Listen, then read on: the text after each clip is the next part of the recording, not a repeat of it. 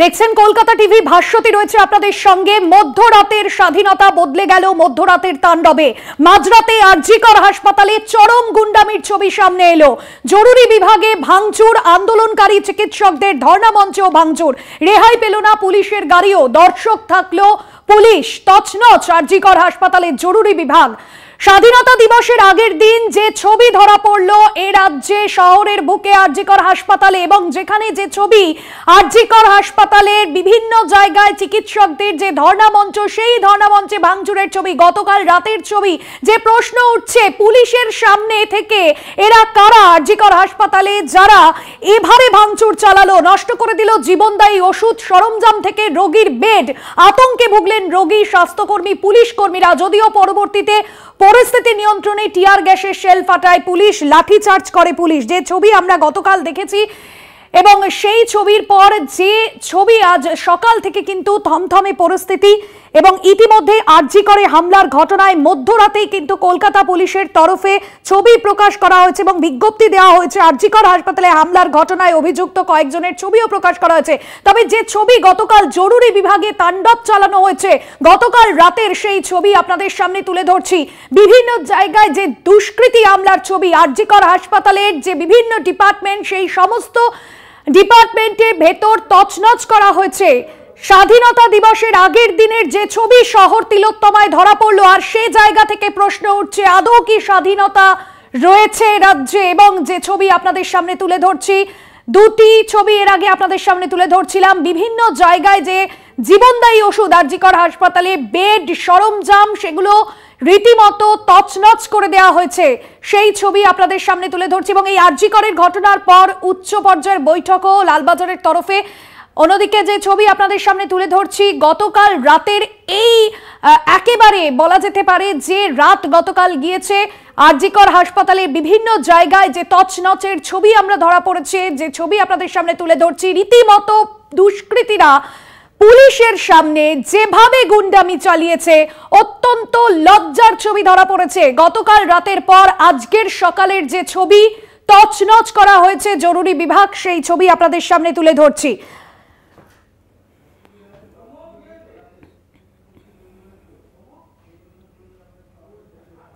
আর গতকাল রাতে আরজিকর হাসপাতালে ঠিক কি পরিস্থিতি তৈরি হয়েছিল, কি ভয়াবহ পরিস্থিতি তৈরি হয়েছিল, সেই ছবি আপনাদের দেখাবো। প্রতিবেদন তুলে ধরেছেন আমাদের প্রতিনিধি শাশ্বতী রায়। রাত দখলের প্রতিবাদ, অপরদিকে একেবারে তছনছ শহরের রাজপথ। আরজিকরের এমার্জেন্সি বিভাগ থেকে শুরু করে শহরের রাস্তা কার্যত উত্তপ্ত হয়ে উঠে পড়েছে।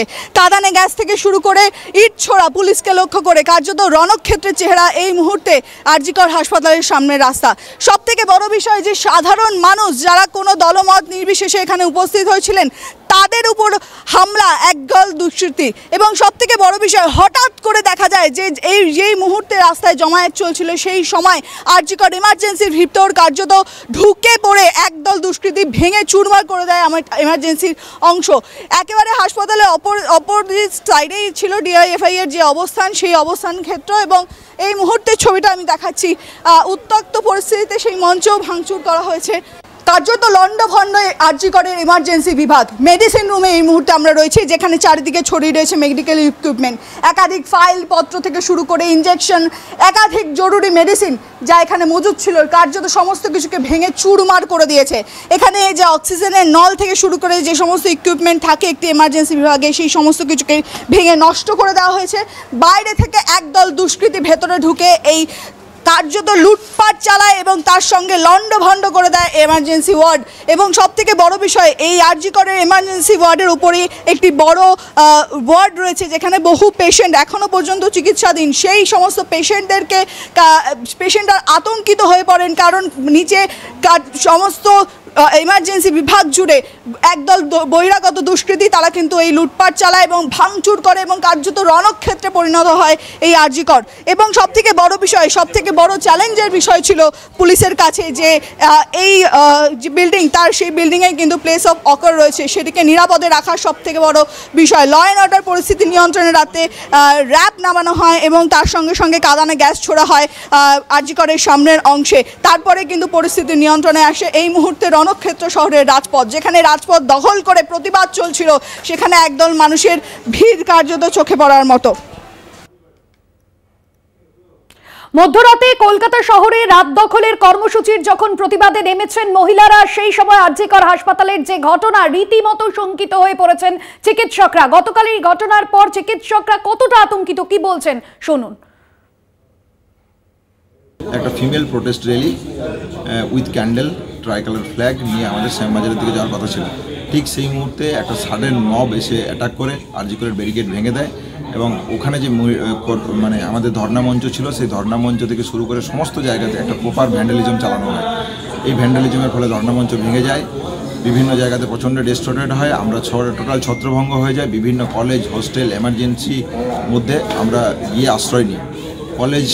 কলেজের যারা কর্তব্যরত পুলিশ অফিসার ছিল তাদের সাথে বারবার এর আগে, এই মিছিলের আগে এবং পরে আমরা যোগাযোগ করার চেষ্টা করি, কিন্তু কাউকে আমরা ফোনে ধরতে পারিনি। এই ঘটনার পর কলেজ জুড়ে, সমস্ত কলেজ জুড়ে এখনও ভ্যান্ডালিজম চলছে। আমরা একটা সেফ জায়গাতে বিভিন্ন ছাত্রছাত্রীরা বিভিন্ন কলেজ, হোস্টেল, ট্রমা, এমার্জেন্সি, এলটির মধ্যে বিভিন্ন জায়গাতে আছি। সাধারণ মানুষের কাছে আমার আবেদন থাকবে, এই আন্দোলনের যে গভীরতা, সেই গভীরতাকে সমবেদনার সাথে বুঝবেন। এর পাশাপাশি বলতে চাই, এই ভ্যান্ডালিজম হলো কেন, এর দায় কার? পুলিশ প্রশাসন যে সম্পূর্ণরূপে ব্যর্থ হয়েছে। কেন এই এত সুন্দর একটা শান্তিপূর্ণ যে আন্দোলন চলছিল, সেই আন্দোলনের মধ্যে এরকম একটা সাডেন মবকে কেন তারা ঢুকতে দিল? এইখানে কি পুলিশ প্রশাসন, রাজ্য সরকার তাই দায় এড়াতে পারে? আমরা ইমিডিয়েট বেসিসে কলেজের মধ্যে সম্পূর্ণরূপে সুরক্ষার দাবি জানাচ্ছি। তারা এই মব শুধু যে ব্যারিকেড ভেঙে এমার্জেন্সির সামনে যে ভ্যান্ডালিজম চালিয়েছে তা নয়, তারা সমস্ত ওয়ার্ড, বিভিন্ন ট্রমার ভিতরে ঢুকে, এমার্জেন্সির ভিতরে ঢুকে, তার উপরের ফ্লোরে টোটালটা জুড়ে একটা ভ্যান্ডালিজম চালায়। আমরা পরিষ্কার মনে করি এর পিছনে কোনো রাজনৈতিক উদ্দেশ্য আছে কি নেই? অবশ্যই কোনো না কোনো উদ্দেশ্য আছে। কী তার মোটিভ, এই সমস্ত কিছু প্রকাশ্যে আসা হোক। আমরা ইমিডিয়েট চাইছি পুলিশ প্রশাসন এবং রাজ্য সরকার হস্তক্ষেপ করে কলকাতা আরজিকর ক্যাম্পাসের মধ্যে সেফটি, সিকিউরিটি ইনশিওর করুক। স্বাধীনতা দিবসের ঠিক আগের দিন রাতে যে শহর কলকাতা ছবি দেখলো, যে স্বাধীনতার দাবিতে মেয়েরা পথে নেমেছিলেন, প্রতিবাদ করেছিলেন আরজিকর ঘটনার, আরজিকর কাণ্ডের প্রতিবাদে শহরের রাজপথে নেমেছিলেন, এবং আমরা দেখলাম যে ছবি, আরজিকরে রীতিমতো ভাঙচুর চালায় একদল দুষ্কৃতীরা এবং পুলিশ কার্যত নীরব দর্শকের ভূমিকা পালন করে। শুভঙ্কর রয়েছেন আমাদের সঙ্গে সরাসরি। শুভঙ্কর, গতকালের যে ঘটনা, সেই ঘটনা ইতিমধ্যেই নানান প্রশ্ন তুলছে। পুলিশের সামনে কিভাবে এই দুষ্কৃতীরা একেবারে আরজিকরের হাসপাতালের ভেতরে ঢুকে জরুরি বিভাগ থেকে বিভিন্ন যে জীবনদায়ী ওষুধে ফেলে দেওয়া হয়, ভাঙচুর চালানো হয়, কিভাবে এই ঘটনা ঘটলো এখনো পর্যন্ত কি জানা যাচ্ছে? এরা কারা? দেখো, এদের বিষয়ে ইতিমধ্যে কলকাতা পুলিশ খোঁজ শুরু করেছে এবং তোমায় জানিয়ে রাখি, ইতিমধ্যে কলকাতা পুলিশ কিন্তু বেশ কয়েকজনকে আইডেন্টিফাই করেছে, গ্রেফতারের প্রক্রিয়াও চালানো হচ্ছে। এবং তোমায় জানিয়ে রাখি, আমরা যে অবস্থানরত ডাক্তারদের সঙ্গে কথা বলেছিলাম, তারাও কিন্তু একই ডিমান্ড করেছে, যেভাবে গতকাল রাতে রাত দখলের যে কর্মসূচি, সেই কর্মসূচি পাল্টে গিয়েছিল ভাঙচুর, অকাতরে ভাঙচুর প্রক্রিয়াতে, তাকে তারা কন্ডেম করেছে, তাকে তারা ধিক্কার জানিয়েছে তীব্র, এবং তারা জানিয়েছেন তারা রীতিমতো আতঙ্কিত। তাদেরকে লাইফ থ্রেট করা হয়েছে, তাদেরকে প্রাণে মারার হুমকি দেওয়া হয়েছে। শুধু তাই নয়, নার্সেসদের বা নার্স দিদিদেরও একইভাবেই কিন্তু আক্রমণ করা হয়েছে। তার সত্ত্বেও তারা জানিয়েছেন আজকে কিন্তু তারা কাজে যোগ দিয়েছে। এবং আমি যেখানে দাঁড়িয়ে রয়েছি ভাস্বতী, তার থেকে ঢিলছোড়া দূরত্বে এই মুহূর্তে যা ডাক্তারদের অবস্থান, সেটা তো চলছে, স্লোগানিং চলছে। আমি একটু এই জায়গাটা দেখাবো। এটি হচ্ছে আউটপোস্ট কলকাতা পুলিশের, যেটি ঠিক এইখানে আরজিকরের মেন গেট থেকে ঢুকে ডান দিকে ছিল। আমার ঠিক পাশেই উল্টে পড়ে রয়েছে। দেখলে মনে হবে যে কোনো ঝড় বা সাইক্লোনে হয়তো এটি উল্টে পড়ে গিয়েছে, কিন্তু না, একেবারেই নয়। গতকাল তাণ্ডবের নামে যে ঝড় এসেছিল এখানে, সেই ঝড়েই এটি উল্টেছে। এবং যারা এই ধরনের নারকীয় ঘটনা ঘটিয়েছে, আমি একটু দেখাতে চাই।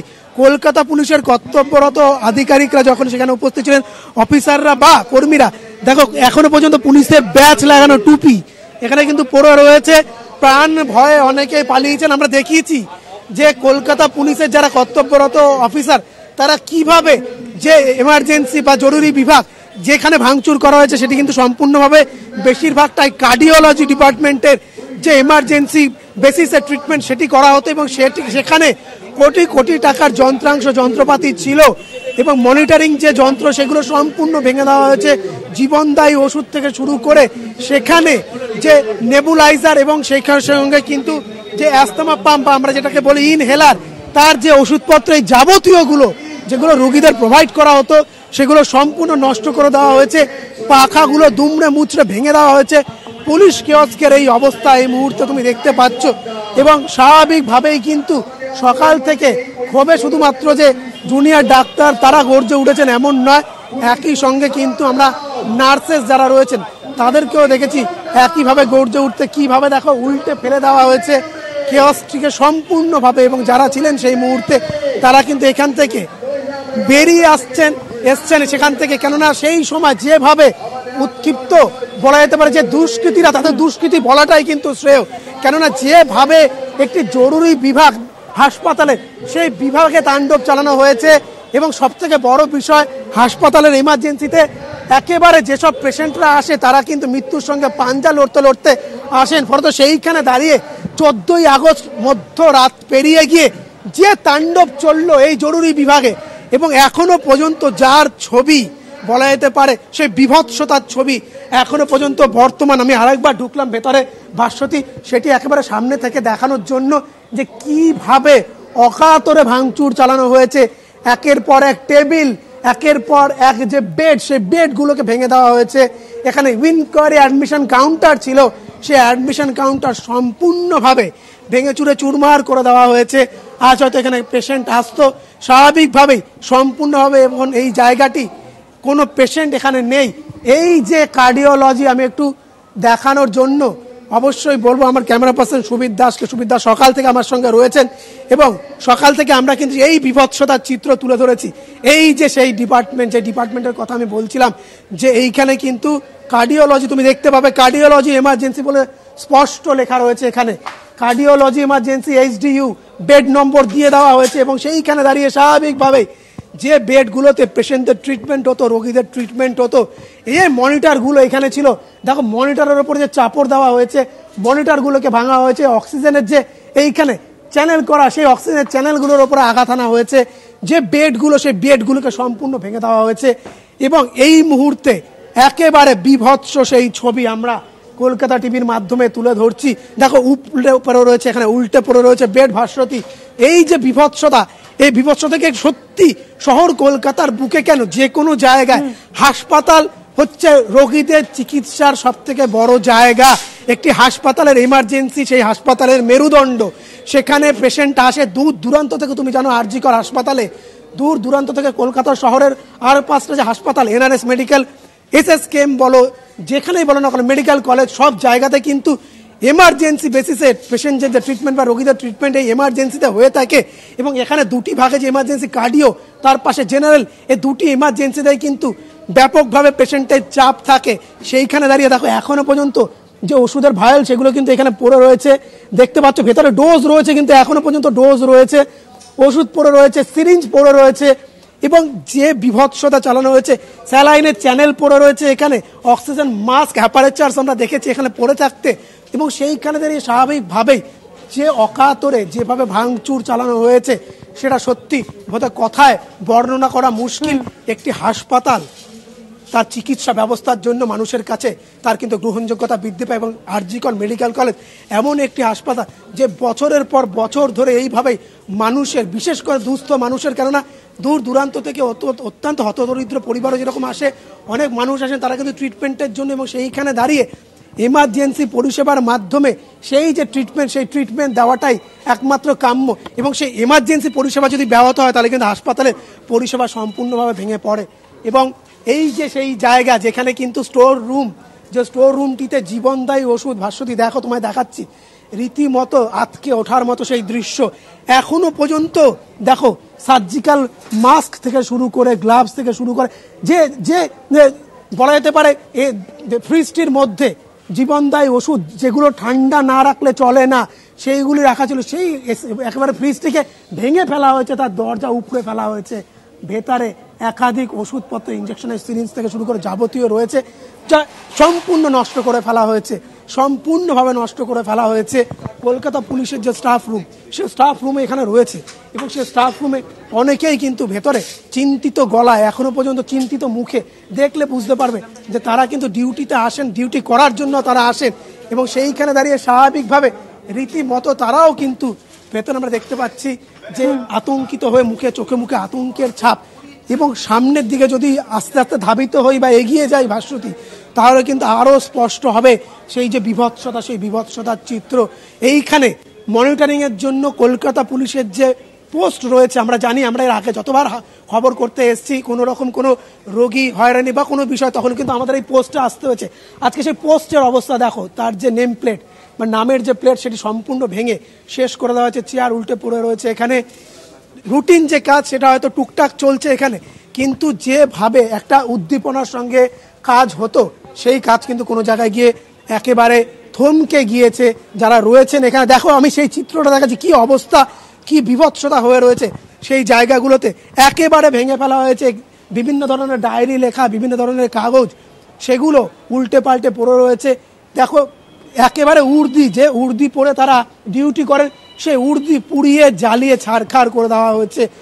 বেশ কয়েকজন পুলিশ আধিকারিক কিন্তু আহত হয়েছে, কর্মী আহত হয়েছে, যারা এই মুহূর্তে হাসপাতালে চিকিৎসাধীন। একেবারে এই মুহূর্তে যে বিভৎসতার চিত্র আমরা দেখাচ্ছি কলকাতা টিভিতে, তা কিন্তু বারবার আঙ্গুল তুলছে যে যারা আন্দোলন করছিলেন, একটা আন্দোলন তো চলছিল ঠিকই, যে রাত দখলের লড়াই সেটা মেয়েরা করবে, এবং সেখানে দেখা গেল যে কিছু রাজনৈতিক দল তারা ডাক দিলেন, কিছু ছাত্র সংগঠন তারা ডাক দিলেন যে আরজিকর, চলো আরজিকর ঘেরাও হবে, আরজিকর অবস্থান হবে। তারপরেই কি দেখা গেল, সেই বিভৎস চিত্র দেখা গেল যে সেইখান থেকে কিছু মব, তার নাম পরিচয়হীন সেই সব মব, তারা একেবারে বলা যেতে পারে দুষ্কৃতির তাণ্ডব এই যে হাসপাতালের বিভাগ সেখানে অকাতরে চালিয়ে গেলেন। 40-50 জনের জন্য দল, দেখো এই মুহূর্তে কর্মী যারা রয়েছেন তারা কিন্তু কিছুটা হলেও চেষ্টা করছেন এই জায়গাগুলোকে নর্মালসি ফেরানোর জন্য, বা বলা যেতে পারে যে যাতে একটু হলেও সেগুলোকে তারা ঠিকঠাক করতে পারেন। দরজা থেকে শুরু করে ইলেকট্রিসিটি, যাবতীয় রিপেয়ারিং কাজ, ইলেকট্রিক দেখে নেওয়ার কাজ, এই যাবতীয় কাজ কিন্তু চলছে। দেখো কিভাবে অকাতরে ভাঙচুর হামলা চালানো হয়েছে, কতটা ভেতরে তারা প্রবেশ করে গিয়েছিল ভাস্বতী, তুমি দেখলে বুঝতে পারবে এবং আমাদের দর্শকরাও দেখলে বুঝতে পারবে। ফ্লোর সম্পূর্ণভাবে জলে জলাকার। নার্সেস দিদিরা তারা প্রতিবাদ জানিয়েছেন আজকে ঠিকই, কিন্তু তারা এটিও জানিয়েছেন, সংবাদ মাধ্যমের সামনে মুখ না খুললেও তারা কিন্তু এটি জানিয়েছেন যে তারা পরিষেবা দেবেন, তারা কিন্তু তাদের কাজ চালিয়ে যাবেন। একদমই শুভঙ্করের সঙ্গে যোগাযোগ বিচ্ছিন্ন হয়েছে। তবে যে ছবি আমাদের প্রতিনিধি তুলে ধরলো, সত্যি স্বাধীনতার সকালে শহরবাসীকে এবং যে ছবি আমাদেরকে দেখতে হচ্ছে সেই ছবি অত্যন্ত নিন্দার। এবং যে হাসপাতালে চিকিৎসা পরিষেবার জন্য লক্ষ লক্ষ মানুষজন আসেন, সেই হাসপাতাল গতকাল রাতে রীতিমতো তছনছ করে দিয়েছে দুষ্কৃতীরা। ধন্যবাদ জানাবো, শুভঙ্কর ছিলেন আমাদের সঙ্গে সরাসরি আরজিকর থেকে। গতকাল মধ্যরাতে আরজিকর হাসপাতালে যে ছবি ধরা পড়লো এবং সেই ছবি আপনাদের সামনে তুলে ধরছিলাম, এবং আজ সকাল থেকেও কিন্তু নিরাপত্তাহীনতায় ভুগছেন সেখানকার মেডিকেল স্টাফ থেকে শুরু করে জুনিয়র চিকিৎসক এবং কর্মরত প্রায় সকলেই।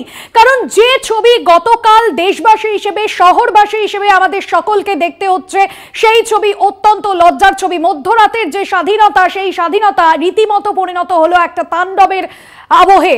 মাঝরাতে আরজিকর হাসপাতালে যে চরম গুন্ডামির ছবি সামনে এসেছে, এবং বেশ কিছুক্ষণ আগে আমাদের প্রতিনিধিও সেই ছবি তুলে ধরছিল।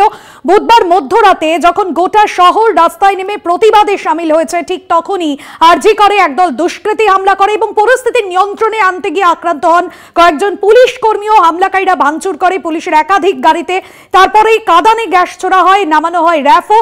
তবে জুনিয়র ডাক্তাররা তারা দাবি করছেন যে কোথাও গিয়ে পুলিশ কিন্তু নীরব দর্শকের ভূমিকা পালন করেছে। তছনছ হয়েছে জীবনদায়ী ওষুধ থেকে বেড, সরঞ্জাম, এবং দুষ্কৃতীরা ভিতরে ঢুকে তাদের মারধর তো বটেই, রোগীর পরিবার থেকে শুরু করে মহিলা কর্মীদেরও মারধর করে, এবং পুলিশের ভূমিকা নিয়ে ক্ষুব্ধ আরজিকরের চিকিৎসকরাও। বুধবার মধ্যরাতে যে ছবি দেখেছে শহর কলকাতা, এবং স্বাধীনতা দিবসের আগের দিনের যে ছবি, সেই ছবি বারবার উঠছে যে স্বাধীনতা কার আসলে, যে অত্যাচার চলেছে আমরা দেখেছিলাম যে আরজি করে যে চিকিৎসক তরুণী ধর্ষণ করে খুনের ঘটনা এবং তারপর সেই ছবি, যে ঘটনার জন্য কিন্তু দেশ জুড়ে যে আন্দোলনের আবহ এবং গতকাল যে রাত দখলের কর্মসূচি নিয়েছিলেন মহিলারা এবং সেই কর্মসূচি থেকে কোথাও গিয়ে সেই আবহ ঘোরাতেই কি এ ধরনের ঘটনা ঘটানো হলো, এই প্রশ্ন উঠছে। হামলাকারীরা কারা, নেপথ্যে কে, এই বিষয়েও প্রশ্ন উঠছে।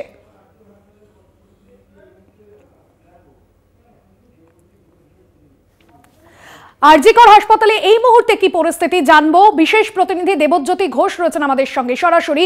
দেবজ্যোতি, গতকাল রাতের যে ছবি, গতকালের সেই ছবির পর নিরাপত্তাহীনতায় ভুগছেন সেখানকার মেডিকেল স্টাফ থেকে চিকিৎসকরা। আজকের কি ছবি সেখানকার, যারা গতকাল রাতের এই ভয়াবহতা দেখেছেন, আর আজকের যে ছবি ধরা পড়েছে, কতটা গতকাল রাতের স্মৃতি তারা কাটিয়ে উঠতে পারছেন?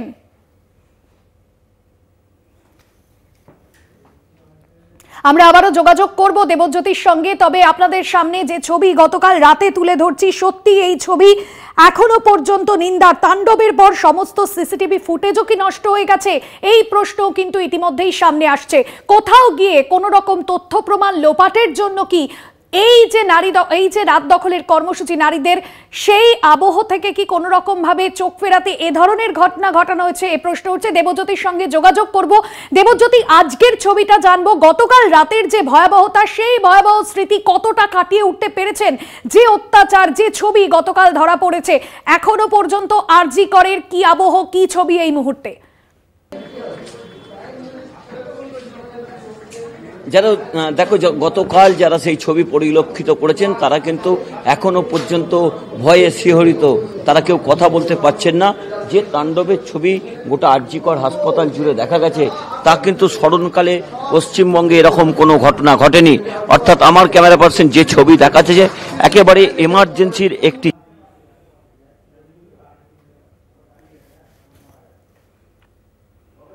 দেবজ্যোতির সঙ্গে যোগাযোগ করব।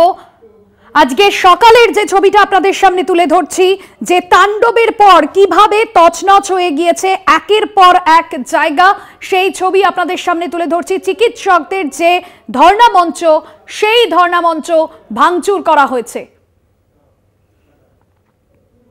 আরজিকর হাসপাতালে বুধবার রাতের তাণ্ডবের পর আজকের কি ছবি, দেবজ্যোতি, যেমনটা তুমি জানাচ্ছিলে?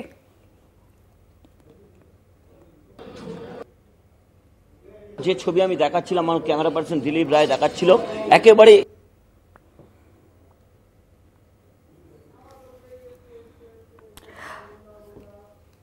সম্ভবত আমরা যোগাযোগ বিচ্ছিন্ন হচ্ছে, বারবার আমরা যোগাযোগ করার চেষ্টা করছি। তবে যে ছবি আপনাদের সামনে তুলে ধরছি, আরজিকর হাসপাতালে বুধবার রাতের যে তাণ্ডব, তারপর কি সিসিটিভি ফুটেজ কোথাও গিয়ে নষ্ট হচ্ছে, সন্দেহ বাড়ছে, কারণ হাসপাতালের ভিতরে পুলিশ ইনচার্জ রুমেও ভাঙচুর চালানো হয়েছে এবং ওই রুমেও কিন্তু সিসিটিভি ফুটেজ সমস্ত কিছু স্টোর করা ছিল। অভিযোগ উঠছে বুধবার রাতের যে ঘটনা, সেই ঘটনা সুপরিকল্পিতভাবে ঘটানো হয়েছে, যাতে কোনো রকম প্রমাণ না থাকে। এবং কোথাও গিয়ে অভিযোগ উঠছে, এই অভিযোগে উঠছে যে প্রমাণ লোপাট করার কি চেষ্টার জন্যই এ ধরনের ঘটনা গতকাল মধ্যরাতে ঘটানো হয়েছে।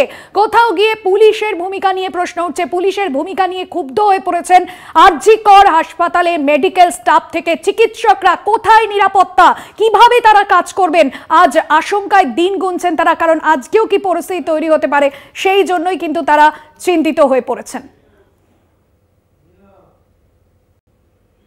ফিরলাম বিরতির পর। আরজি করে প্রশ্নের মুখে পুলিশের ভূমিকা, হামলার আগাম তথ্য কেন ছিল না?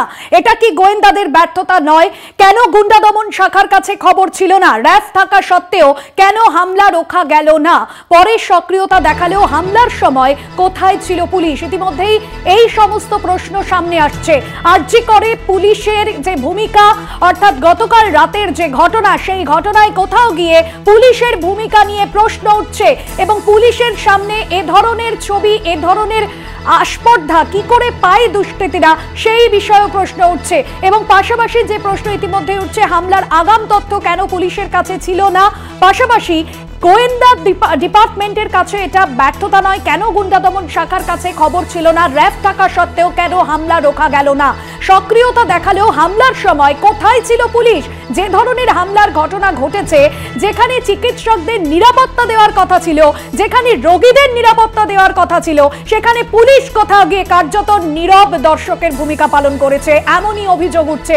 পাশাপাশি যে প্রশ্ন ইতিমধ্যেই উঠছে যে সক্রিয়তা পরে দেখালেও হামলার সময় কেন ছিল না, কারণ আমরা দেখেছিলাম যে এই ঘটনার প্রায় 1.5 ঘন্টা পর কলকাতা পুলিশের সিপি বিনীত গোয়েল তিনি ঘটনাস্থলে যান এবং পরবর্তীতে তিনি বলেন যে দোষীদের শীঘ্রই চিহ্নিত করা হবে। কিন্তু ঘটনার সময় কিভাবে কোনো রকম কোনো খবর ছিল না, যখন এ ধরনের একটা কর্মসূচি হচ্ছে কোথাও গিয়ে সেই আবহ ঘোরাতেই কি আরজি করে এ ধরনের ঘটনা, কোথাও গিয়ে সেই শুক্রবার রাতে অর্থাৎ বৃহস্পতিবার মধ্যরাতে যে ঘটনা ঘটেছে, যে তরুণী চিকিৎসকের ওপর নির্মম অত্যাচারের ঘটনা ঘটেছে, তার সমস্ত প্রমাণ লোপাটের জন্যই কি এ ধরনের ঘটনা?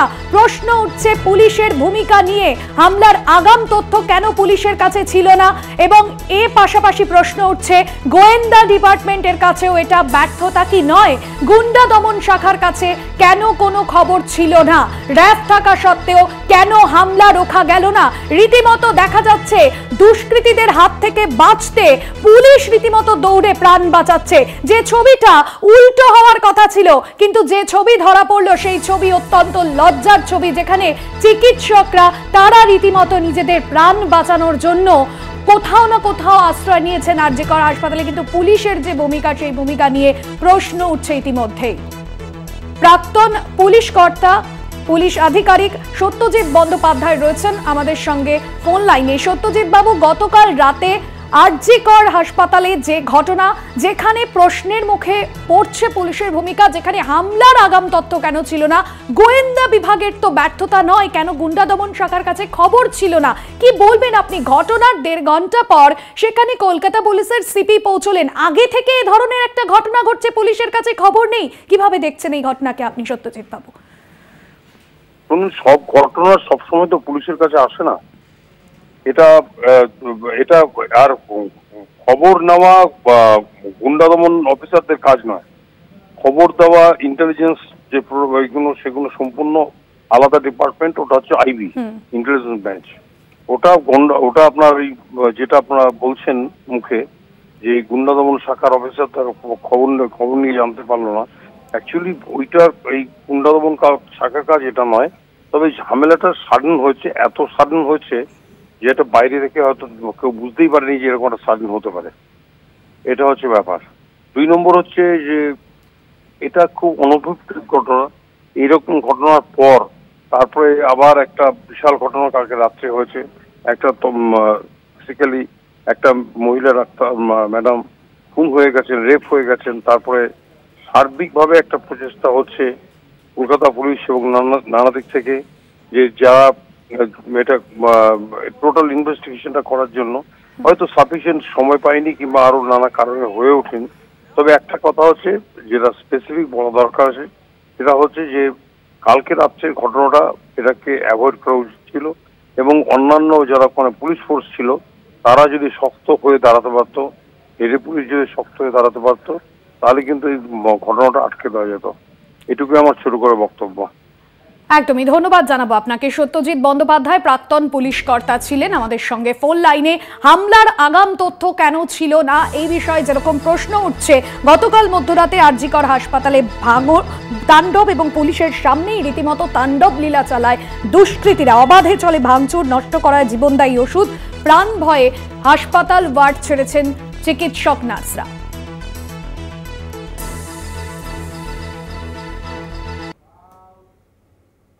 আরজি করের তাণ্ডব নিয়ে পোস্ট কুণাল ঘোষের, যারা তাণ্ডব করলো প্রত্যেককে গ্রেফতার করা হোক, যে দলের হোক, যদি আমাদের কেউ হয় পুলিশ তুলে আনুক। কাল পুলিশ সংযত ছিল, পুলিশ ফাঁদে পা দেয়নি। পোস্ট তৃণমূল নেতা কুণাল ঘোষের। আরজি করের যে ঘটনা, সেই ঘটনায় তৃণমূল নেতা কুণাল ঘোষের যেখানে পোস্ট তিনি লিখেছেন, যে দলের হোক যদি আমাদের হয় পুলিশ তুলে আনুক। কাল পুলিশ সংযত ছিল, পুলিশ ফাঁদে পা দেয়নি। পোস্ট করেছেন তৃণমূল নেতা কুণাল ঘোষ। গতকাল রাতে আরজি করে যে ঘটনা ঘটেছে, যে গুন্ডামির ঘটনা, সেই ঘটনা ইতিমধ্যেই কিন্তু 9 জনকে গ্রেফতার করা হয়েছে। দেবজ্যোতি ঘোষ আমাদের বিশেষ প্রতিনিধি রয়েছেন ফোন লাইনে। দেবজ্যোতি, কুণাল ঘোষের এই পোস্ট ঠিক কি ইঙ্গিতপূর্ণ পোস্ট, কি স্পষ্ট করতে চাইলেন তিনি তার পোস্টে?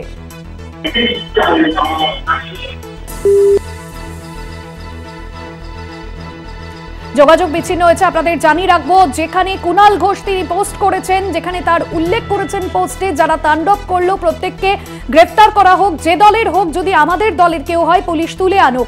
কালকের যে ঘটনা, সেই ঘটনায় পুলিশ সংযত ছিল, পুলিশ ফাঁদে পা দেয়নি। পোস্ট তৃণমূল নেতা কুণাল ঘোষের।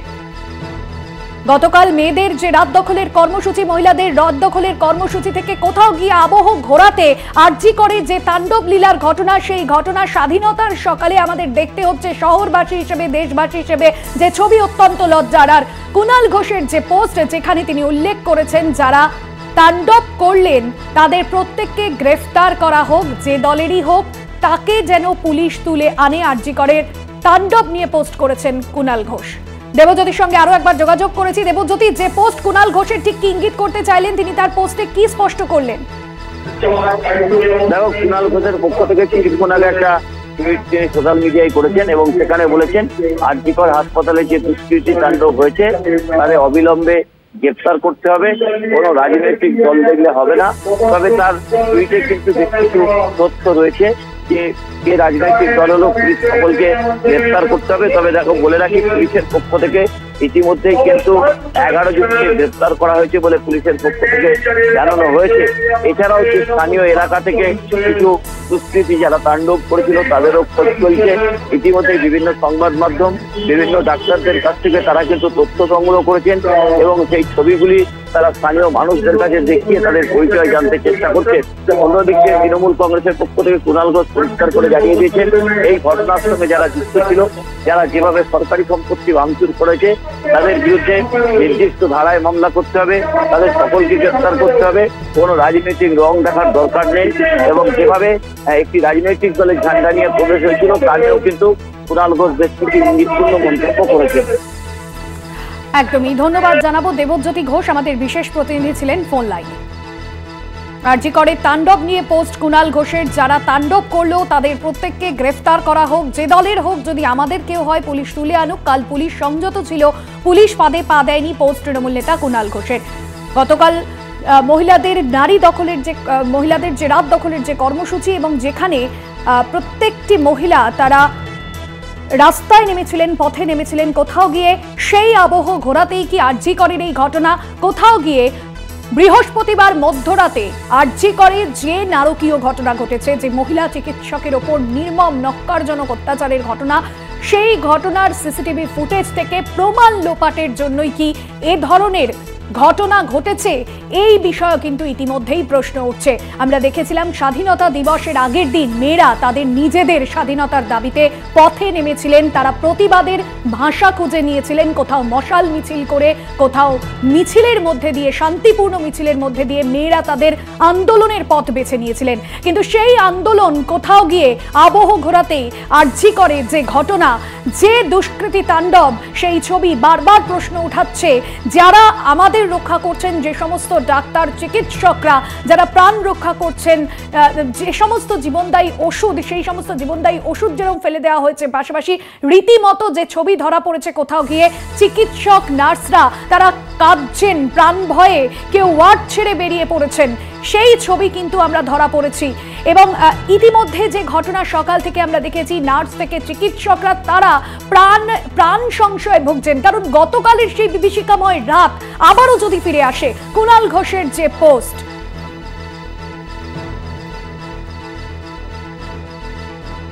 এই মুহূর্তে আমাদের সঙ্গে টেলিফোন লাইনে রয়েছেন বিজেপি নেতা রাহুল সিনহা।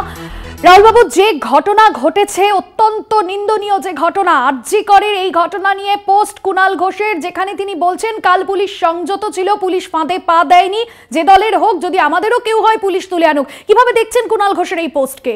প্রথম তো কথা হচ্ছে, মমতা ব্যানার্জির ভেতরে এত ভয় ঢুকে গেছে যে উনি বলেই ফেললেন কালকে যে বাংলাদেশে যেভাবে হাসিনাকে সরিয়েছে, এখানেও একই কায়দায় ছাত্র আন্দোলনের মাধ্যমে সব পার্টি মিলে আমাকে সরানোর ষড়যন্ত্র করছে। আর সেটাই ভয়টা আরো বড় আকার ধারণ করেছে যখন মহিলারা, যাদের উনি লক্ষ্মীর ভান্ডারের নামে 1000 টাকা দিয়ে কিনেছিলেন, সেই মহিলারা রাস্তায় বেরিয়েছে রাত্রিবেলা দখল মহিলাদের হাতে নেওয়ার জন্য। এতে তৃণমূল কংগ্রেস ভীত সন্ত্রস্ত হয়ে পড়েছে, যে কারণের জন্য গতকাল এই আক্রমণটা তৃণমূল কংগ্রেস করিয়েছে। পুলিশ ওখানে 5 থেকে 700 পুলিশ ছিল আগে, কিন্তু ঘটনার সময় সেই পরিমাণ পুলিশ ছিল না। কেন বলছে? পুলিশ সংযত ছিল। পুলিশ তো করেইনি কিছু, কারণ ছিলই না পুলিশ। অল্প সামান্য কজন পুলিশ ছিল, বাকি পুলিশ ছিল না। কয়েকশো লোক মিলে হামলা করবে খবর পুলিশের কাছে কেন ছিল না?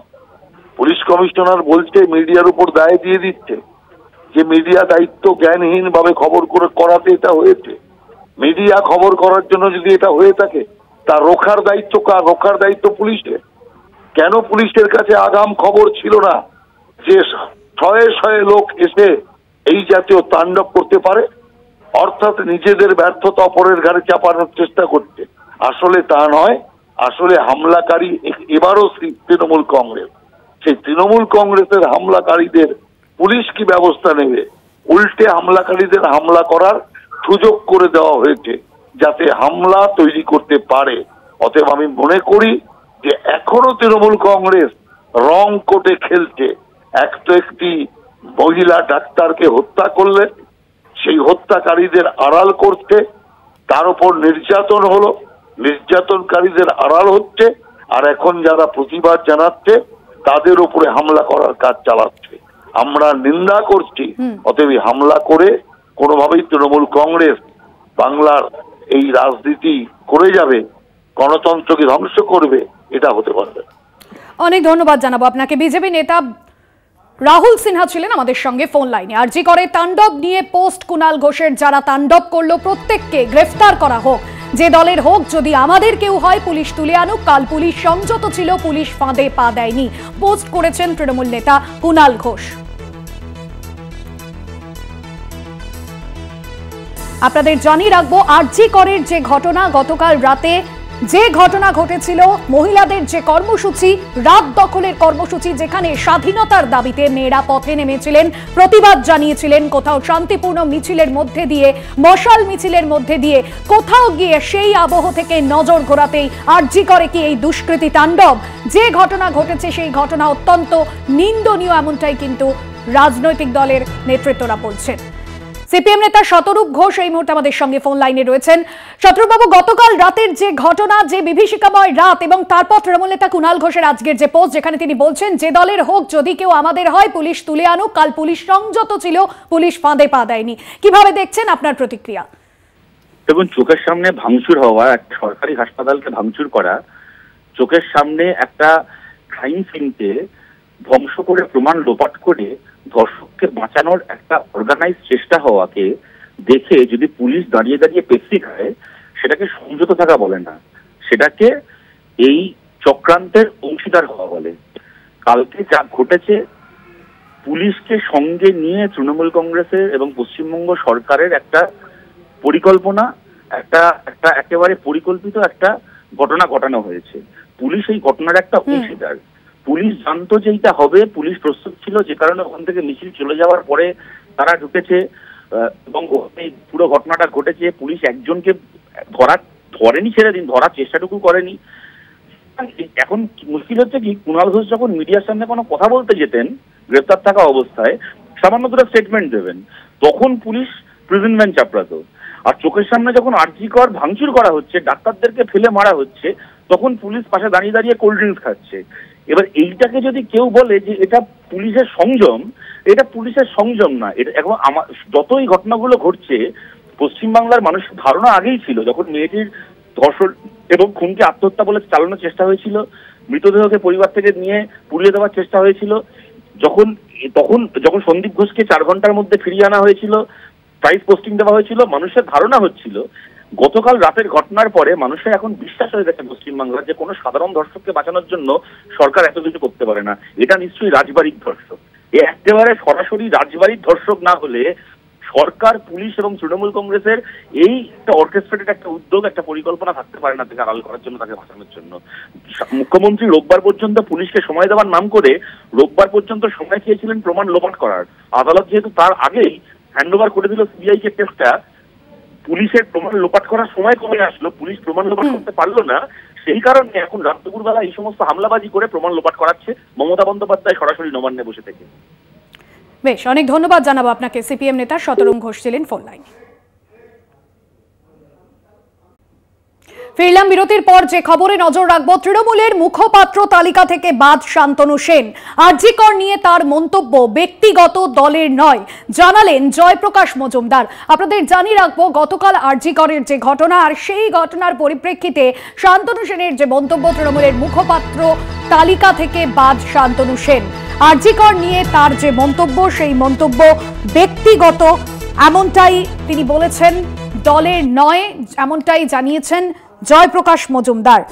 আপনাদের জানাই রাখবো, আরজিকরের যে ঘটনা, সেই ঘটনায় শান্তনু সেনের যে মন্তব্য, এবং সেই জায়গা থেকে এবার এর পরিপ্রেক্ষিতে তাকে দলের যে মুখপাত্র পদ থেকে ইতিমধ্যেই বাদ দেওয়া হয়েছে। দলের মুখপাত্রর যে তালিকা, সেই তালিকা থেকে বাদ দেওয়া হয়েছে। আরজিকর কাণ্ডে সরব শান্তনু সেন।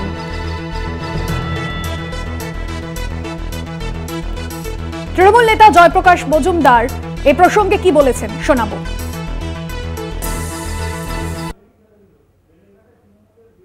তৃণমূল কংগ্রেসের যে মুখপাত্রদের তালিকা আছে সর্বভারতীয় তৃণমূল কংগ্রেসের, সেই তালিকা থেকে, সেখান থেকে প্রাক্তন সাংসদ শান্তনু সেনকে সরিয়ে দেওয়া হয়েছে, দায়িত্ব থেকে অব্যাহতি দেওয়া হয়েছে, এবং সেটা বেশ কয়েকদিন আগেই করা হয়েছে।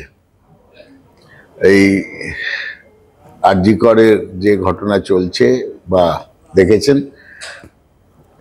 সেটা শুরু হওয়ার পরপরই তাকে অব্যাহতি দেওয়া হয়েছে, এবং এই বিষয়টি আপনাদের কাছে গতকাল মমতা বন্দ্যোপাধ্যায় বেহালার মিটিং থেকে তিনি বিষয়টি জানিয়েছেন অনেকটা, কিন্তু আজকে আমার উপর দায়িত্ব দেওয়া হয়েছে এটা স্পষ্টকরণ করে দেওয়ার জন্যে যে তাকে আপাতত এই দায়িত্ব থেকে সরিয়ে দেওয়া হয়েছে।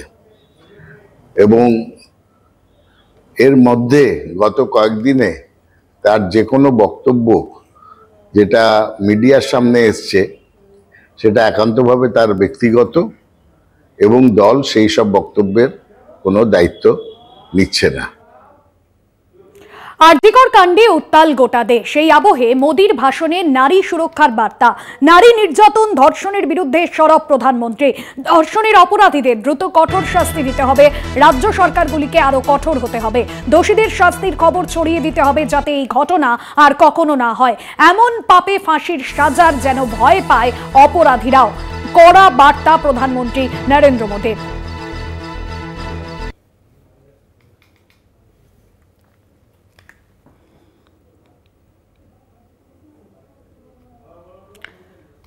স্বাধীনতা দিবসের দিনে কড়া বার্তা প্রধানমন্ত্রী নরেন্দ্র মোদীর। যে ঘটনা আরজিকর কাণ্ড, সেই ঘটনা সারা দেশে আলোড়ন ফেলে দিয়েছে। রাজ্য সরকারগুলোকে আরো কঠোর হতে হবে, দোষীদের শাস্তির খবর ছড়িয়ে দিতে হবে, যাতে এই ঘটনা আর কখনো না হয়। এমন পাপে ফাঁসির সাজার যেন ভয় পায় অপরাধীরা, এমনটাই জানিয়েছেন প্রধানমন্ত্রী নরেন্দ্র মোদী।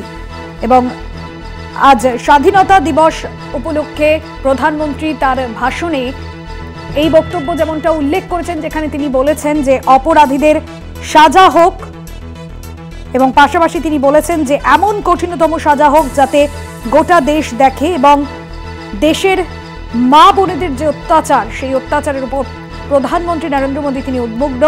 কঠোর শাস্তির দাবি জানিয়েছেন তিনি। লালকেল্লার ভাষণে তিনি একাধিক বিষয়ে বক্তব্য রাখার পাশাপাশি এ বিষয়ে কড়া বার্তা দিয়েছেন। তৃণমূল নেতা জয়প্রকাশ মজুমদার রয়েছেন আমাদের সঙ্গে ফোন লাইনে। জয়প্রকাশ বাবু, প্রধানমন্ত্রী নরেন্দ্র মোদী লালকেল্লায় ভাষণে যে বিষয়ে উল্লেখ করেছেন, যেখানে তিনি বলেছেন রাজ্য সরকারগুলিকে আরো কঠোর হতে হবে, দোষীদের শাস্তির খবর ছড়িয়ে দিতে হবে, যাতে এই ঘটনা আর না হয়। কিভাবে দেখছেন নারী সুরক্ষারও বার্তা দিয়েছেন তিনি? দেখুন, আজকে আমরা খুশি যে নরেন্দ্র মোদী মমতা বন্দ্যোপাধ্যায়ের মতামত এবং তার বয়ান ধার করে লালকেল্লার ওপর থেকে বক্তব্য রেখেছেন। আরজি করের ঘটনার অব্যবহিত পরেই মমতা বন্দ্যোপাধ্যায় যে বয়ান দিয়েছিলেন তাতে ছিল যে আমরা মৃত্যুদণ্ডের বিরোধী হলেও এই রকম নারকীয় ঘটনার জন্য মৃত্যুদণ্ড হিসেবেও আমরা চাইছি অতি সত্বর মৃত্যুদণ্ডের ফাঁসির ব্যবস্থা হোক, সেই শাস্তির কথা বলেছিলেন। আজকের নরেন্দ্র মোদী ঘুরে ফিরে সেটাই বলেছেন যে যেন শাস্তির কথা বলা হয় যাতে যারা দুর্বৃত্ত তারা ভয় পায়। একই কথা আগেই বলেছেন মমতা বন্দ্যোপাধ্যায়, সেই কথা আজকে পুনরায় উক্তি করেছেন মোদী। কিন্তু এই প্রসঙ্গে শুধু একটি বিষয় আমি মনে করিয়ে দিই যে মোদী সাহেব কিন্তু মণিপুরের সময় এইসব কথা তার মনে ছিল না, আজকে মমতা বন্দ্যোপাধ্যায় দেখানো কথা মনে পড়েছে। মণিপুরে যখন মহিলাদের ওপর বলৎকার, ধর্ষণ, খুন এবং নগ্ন করে রাস্তায় হাঁটানো এইরকম দুর্বিষহ ঘটনা ঘটছিল ডবল ইঞ্জিন সরকার, তখন তিনি অন্যদিকে মুখ ফিরিয়েছিলেন। এইসব আজকের যে বক্তব্য সেগুলো তার মনে ছিল না। ভালো আজকে মনে পড়েছে। আমি বলবো মোদী সাহেব আপনি প্রধানমন্ত্রী, রাজধর্ম পালন করুন, আলাদা আলাদা করে দেখবেন না। নিজের যে বিজেপি শাসিত রাজ্যগুলো সেখানেও কঠোর নির্দেশ দিন মহিলাদের সুরক্ষার জন্য, যেরকম উত্তরপ্রদেশ, মণিপুর ইত্যাদি। অনেক আগে আপনাকে বাজপেয়ী সাহেব রাজধর্মের কথা স্মরণ করিয়েছিল, আজকেও প্রয়োজন আছে আপনার রাজধর্মের কথা একবার স্মরণ করা এবং প্রকৃতপক্ষে সারা ভারতবর্ষের জন্য একই রকম ব্যবহার, সেইটা ভারতবর্ষের মানুষ আশা করে। বেশ, ধন্যবাদ জানাবো আপনাকে।